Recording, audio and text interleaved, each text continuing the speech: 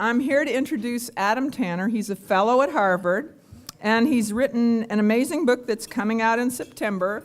There will be flyers at the back, and he asked me to respect his privacy and just say that he has this book coming out and he's a fellow at Harvard. So he's gonna, you might want to position yourself so you can see the slides, because, okay, his presentation is, I wouldn't say it's sex, drugs, and rock and roll, or is it? There's some of that. But anyway, you don't want to miss the visuals, so please, position yourself to be able to see it. And so he's going to talk to us about some new adventures in re-identification. Thank you. Adam?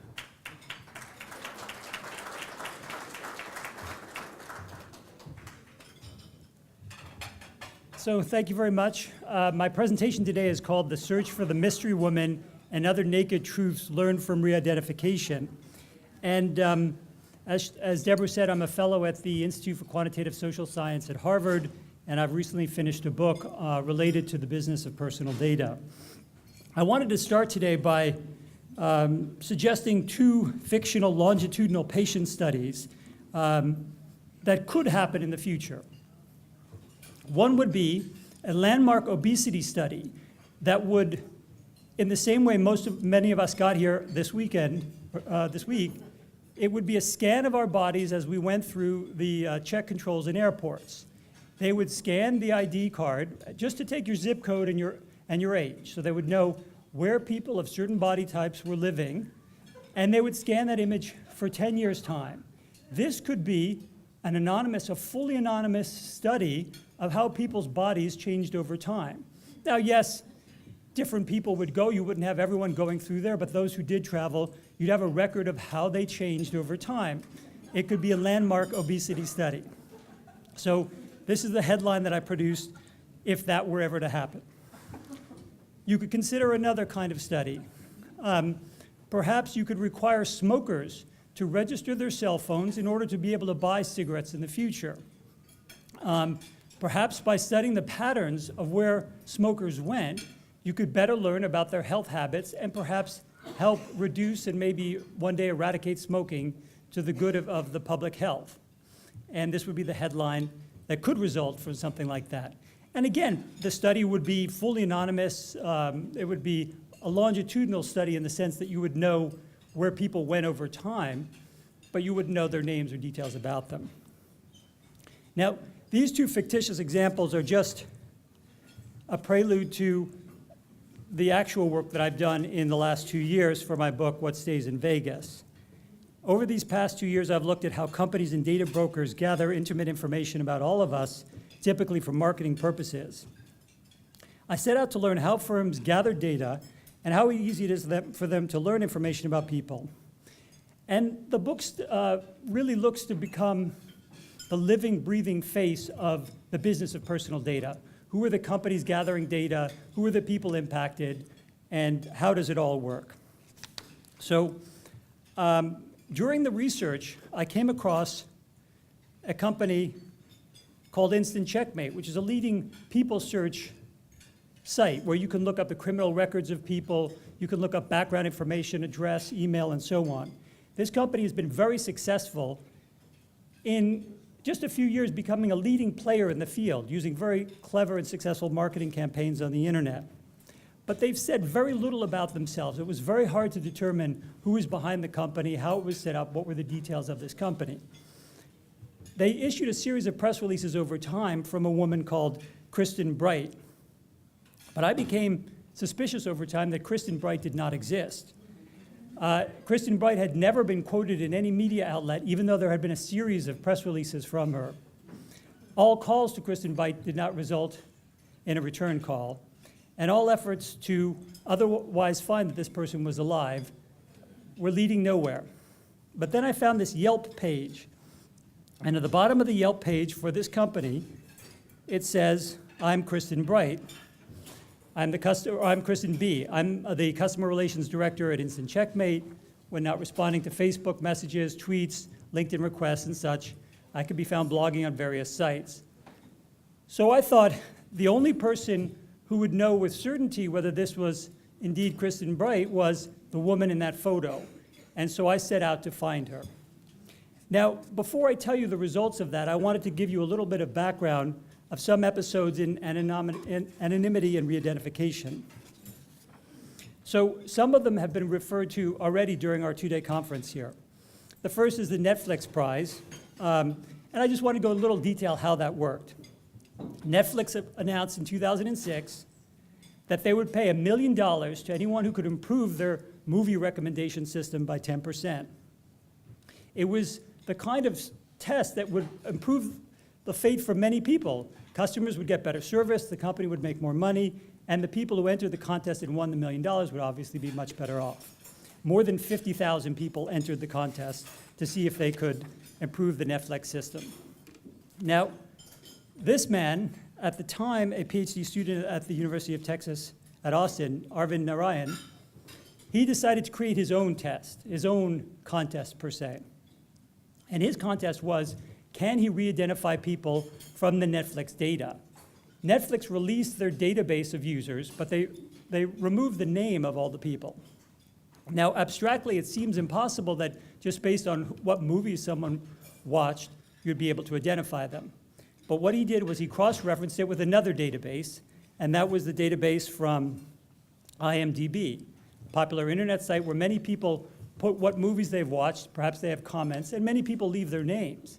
So while many of the movies that people had seen were the same, there were outlier movies, perhaps foreign films, perhaps obscure films. And by looking at some of the outliers with the common movies, matching it against this other database, he was able to identify some of the people in the test. That effort, in turn, led to a lawsuit, which Netflix eventually settled out of court. The woman who launched the suit was a lesbian who did not want to reveal her sexual preferences or want to be identified in such an effort. Just a few months before the Netflix survey, America Online, AOL, released some of their search data search data that they had gathered on 650,000 users. And they released it for scientists. They had removed the names, and they thought that perhaps good social science could result from this information. The IP addresses were removed, and a unique identification was added for each person. Some reporters at the New York Times decided to look at that information and see what they could learn about, if they could identify anyone from this data. And they found this following woman. By looking at some of her searches, such as 60 singles men, dog that urinates on everything, numb fingers, and landscapers in Lilburn, Georgia, and so on. And so eventually, by looking at enough information, it sort of pinpointed her as this person in Georgia. That, in turn, also led to a lawsuit. And AOL ended up settling it. In fact, the case was only settled in 2013 conclusively. They paid up to $5 million plus legal fees. Each person whose search data was revealed ended up receiving $50 to $100. Now, another well-known case has also been referenced during this conference, and that is what happened to William Weld in 1996. He was attending a graduation ceremony at Bentley University outside of Boston, receiving an honorary degree.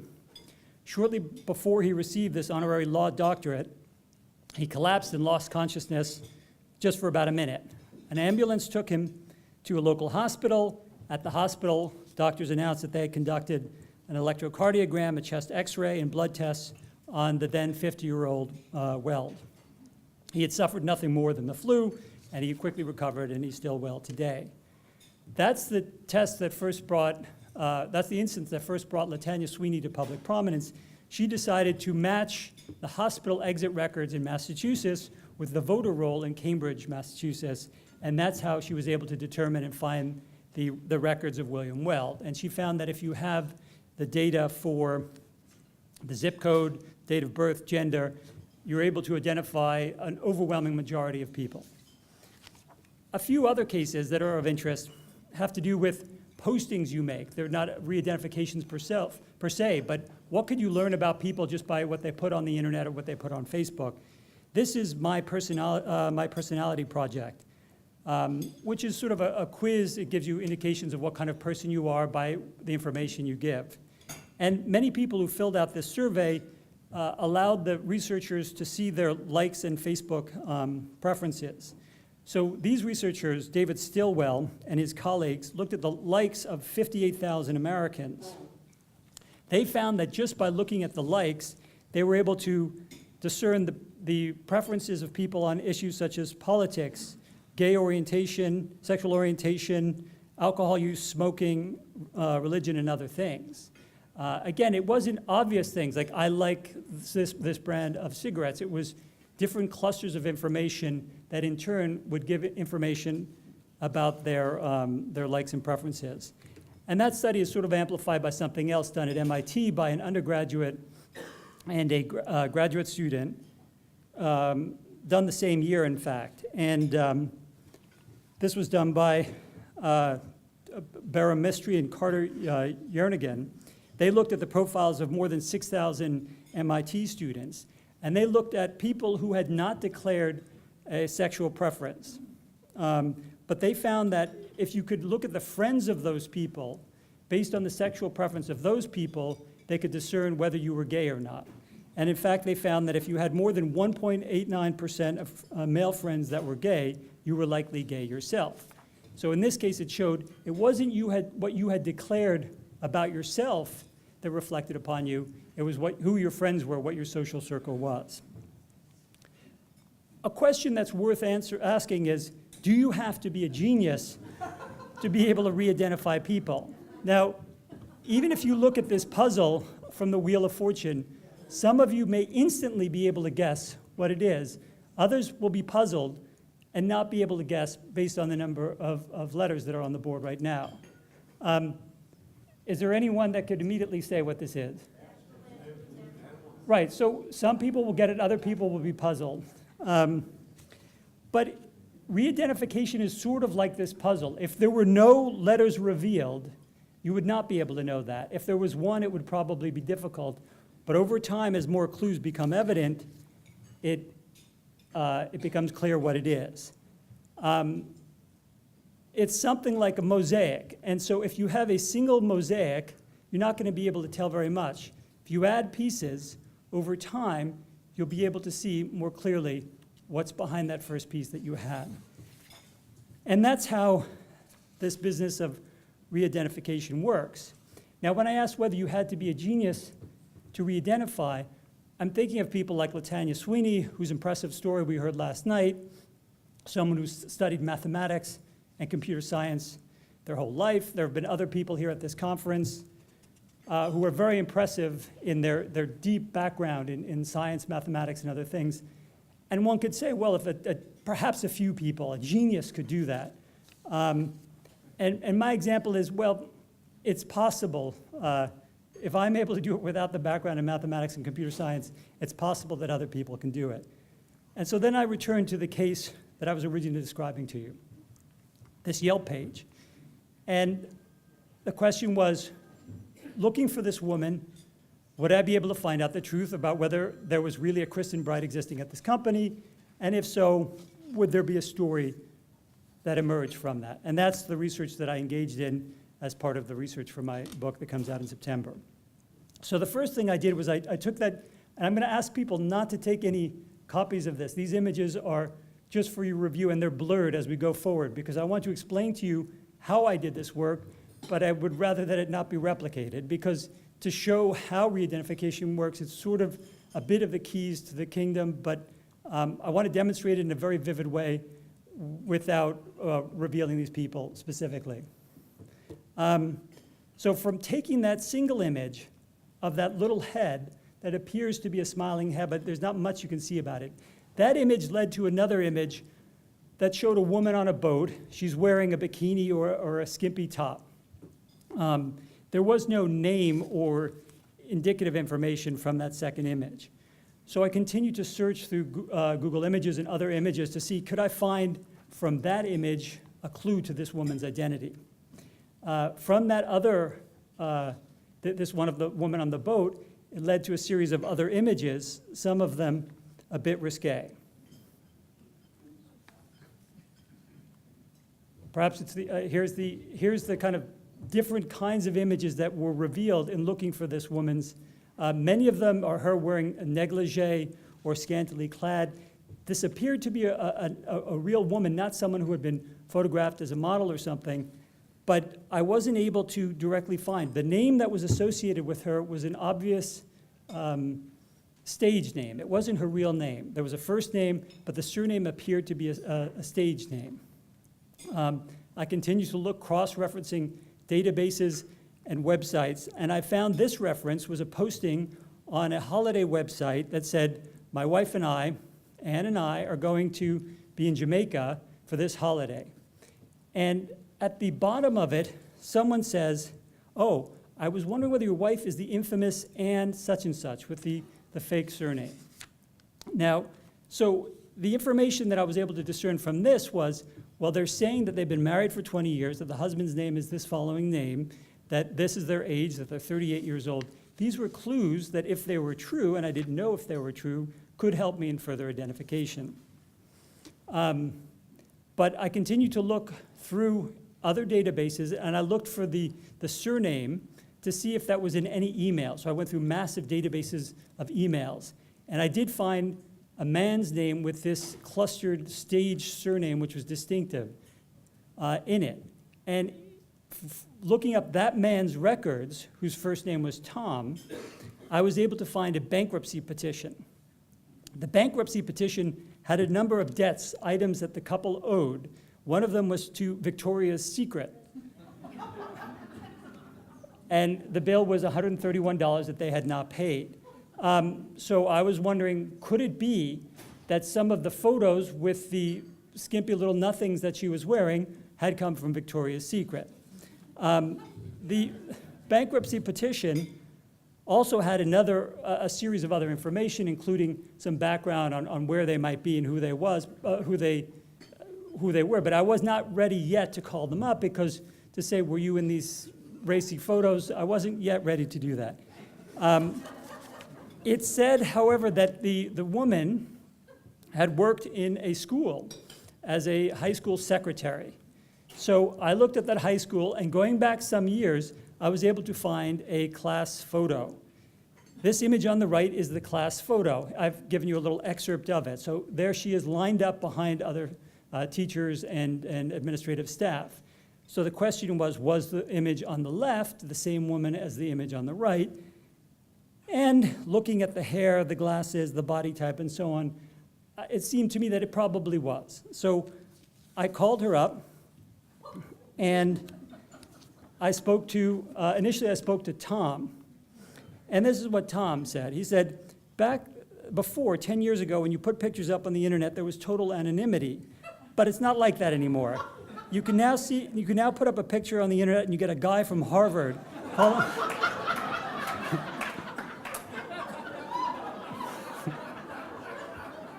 calling you up on his cell phone. Now, in the subsequent weeks, they began to tell me the story of how these images came to be. In 2003, before the existence of Facebook, they started posting family photographs. The picnic, 4th of July, visit to Disney World, there were a couple with 2 children, on an early prototype sharing site. And what they found over time was not only relatives were looking at this site, but they had admirers, especially of Anne. And there were comments.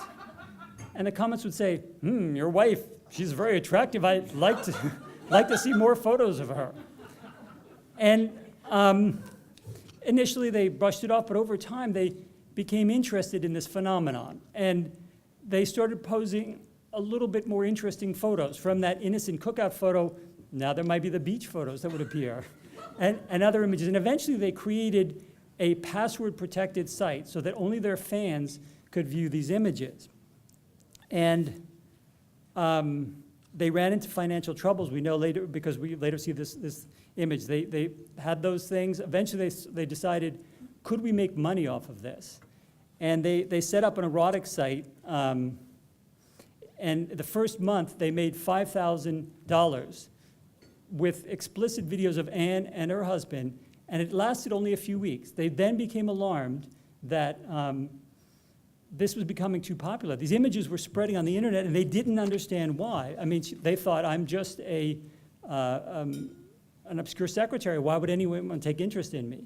But they were attracted to this concept that people that they did not see found the images alluring. It spiced up their own love life. These are the descriptions from the couple as part of this is a chapter in the book, right? Tom said, the men find my wife attractive. I like that. And she said, men find me attractive. I like that. So that's what drove that effort.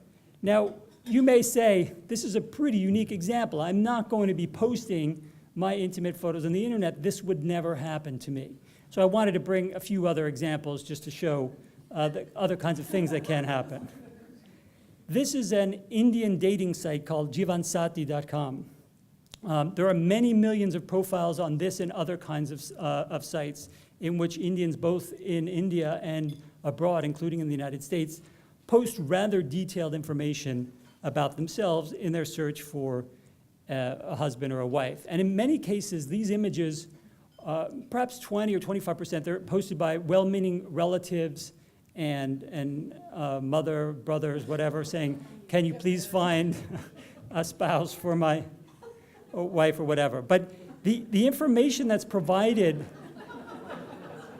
is rather detailed on these sites, much more so. And this, for example, this site in particular does not require a login or anything special. Anyone can go to the site and see the information. Now, the details included here are, they include not only the exact date of birth, but the minute of birth.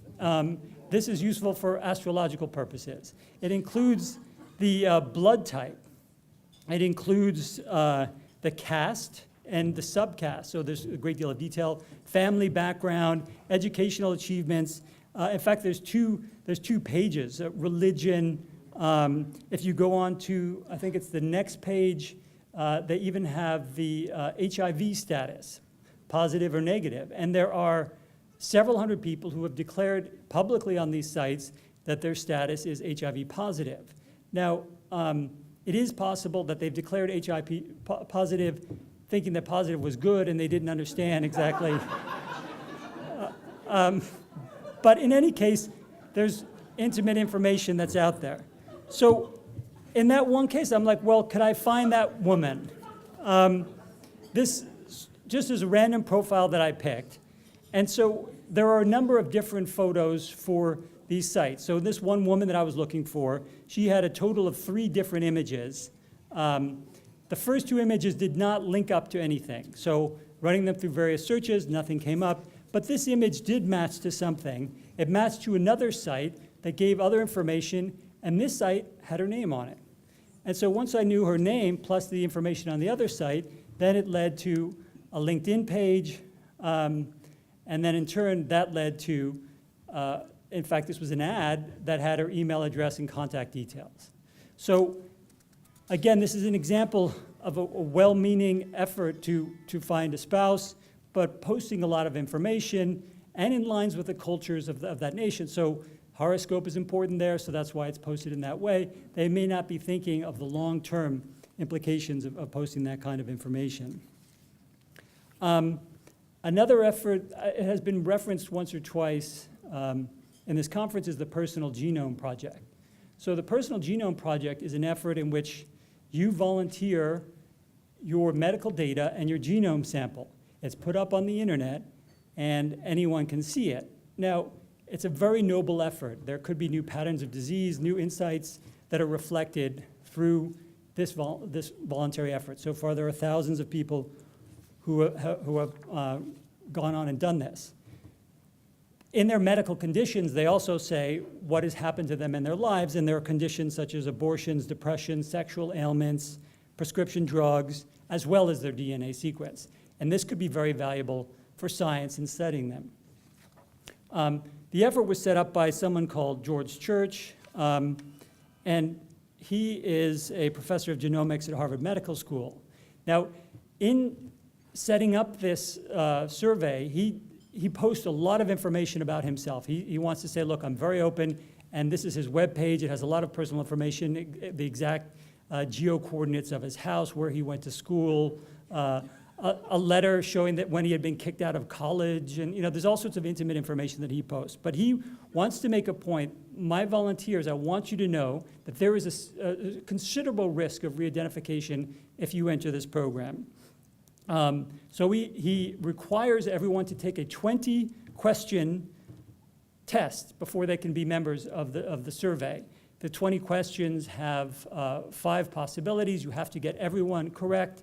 The statistical odds of getting 20 questions correct with 5 possibilities is in the order of, I think, 1.8 trillion. So you have to study in order to pass this test. There is one person that took it about 90 times before they passed. So some people were very determined. They wanted to be in the survey, and then they do. Now, here's the example of someone who is in the survey, and this is what a profile would look like. It had the date of birth, the gender, the weight, height, and then the list of ailments that come on. And if for this woman's conditions, for example, she lists an abortion, anal itching, constipation, marijuana use, urinary tract infection, and many other ailments. As I said, there's a weight there, it's 160 pounds, which medications she's taken over her life, including for high blood pressure.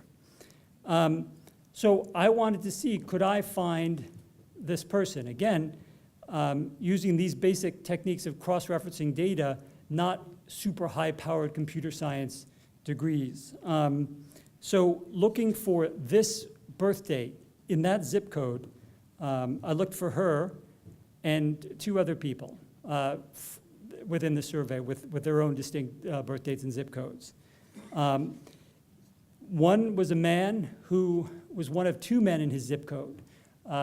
So there were 2 men with his birth date and zip code and gender.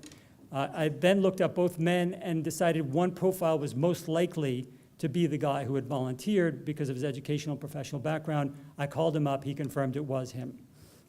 He said that I could use his name and publish information about him in my research. I called up a second woman. She was one of 5 women with the same zip code, birth date, and gender combination. But she had also posted a 23andMe survey on the site, which had her name in it. So that made the re-identification easy once I had the other stuff. And then the third case was this woman here, who was in fact the only, there was a man of that birth date in the zip code and a woman. She was the only woman, and I called her up. And I explained my research, and I said, may I use your name in the research, because the more real this becomes, then people understand this potential of re-identification. She said the following, when I asked her, are you surprised that I'm calling you? I certainly did pay attention to the caveats about personal identification when I signed up for the PGP, but I didn't realize it would be so ridiculously easy to track down an individual.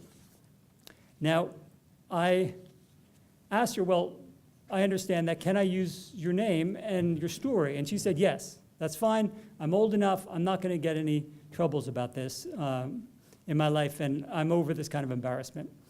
Now, several days later, I was looking at the profile again, and I noted that she had had an abortion, and I looked at what her professional employment was, and she worked for a faith-based institution. So I called her again, and I said, I looked at the policy of your faith-based institution, and it said that there's possibilities of being dismissed if certain behaviors don't match the code of the faith-based institution. I want to make sure before I publish this information. And she said, yeah, I've thought about it. We're okay. Don't worry. It's fine. Just a few months ago, it's just prior to the final stage in which I can make changes to the book. These are the galley edits. And I decided, let me send these 3 people that I've re-identified and have agreed that I can use their name. Let me send this information to them directly. I want them to see how it looks in textual form. My job as a researcher, as a writer, a narrative writer, is not to out people in these experiments. I want to illustrate in dramatic ways as possible, but I do not want to out them. I want them to be fully cognizant of what it is. And when she saw it in print, she was completely horrified. She said, you've revealed my name, my institution, all my medical ailments. And I'm like, yes, but what did you think I was doing? She said, I thought you were writing for an obscure academic publication that no one would ever see. So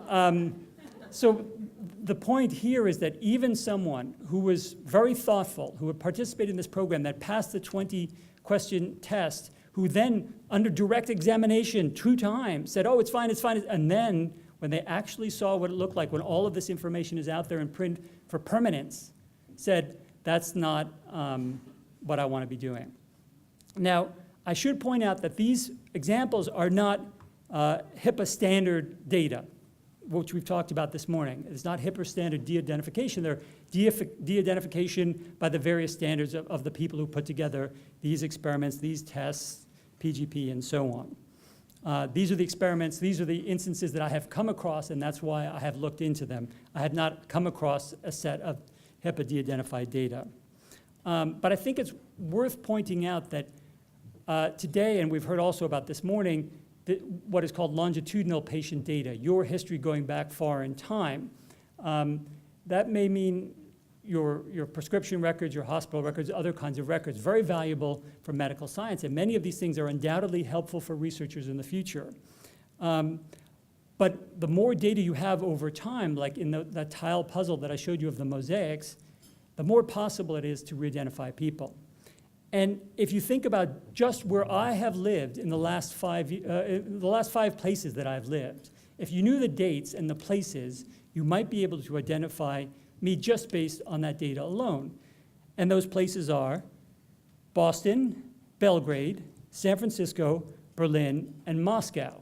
So you could ask, would anyone else fit that pattern of residence in those years, right? Or with the longitudinal data alone, with everything else masked out in the best possible, most intentional way, it could still be indicative of who I am or revealing. So that's the danger when computing becomes more powerful and when the data becomes more comprehensive, is that you're in effect getting more tiles in the picture that even someone without the advanced degree might be able to study and see insights for. And my final example I wanted to bring to your attention is the example of the Kryptonite bike lock. The Kryptonite bike lock was invented in 1971 and was considered a revolution in bike security. Previously, people had used chains, they were often broken, and this lock was seen to be more secure than anything else. And so here's an example of the advertising they had run in that time. There was thought that only a massive use of force could break this lock. Perhaps you need a hydraulic jack, an acetylene torch, or some kind of massive amount of power to break the lock. However, some of you may know the punchline of the story, and that is that eventually it was revealed on the internet by bloggers and someone on YouTube that something as simple as a pen, a Bic pen, which you stuck into the lock and curved, would open up the lock. So just think about that previous image. People are like, breaking down the parking meter to break out the lock, and all you needed to do was inject a pen that you might have been carrying in your pocket all the time, right? So this example led to a considerable amount of cost and embarrassment for the company that had built its reputation on security and being the ultimate in security and standards. They ended up paying $10 million in cost because they wanted to do the right thing, and the right thing was to replace those locks. And here you see, just for example, this is the pattern of internet chatter related to this. And so there was a huge amount, upswell of information. This is before Twitter. It would be much more today, but kind of blog mentions and whatever. And it dies down when they finally pay the price.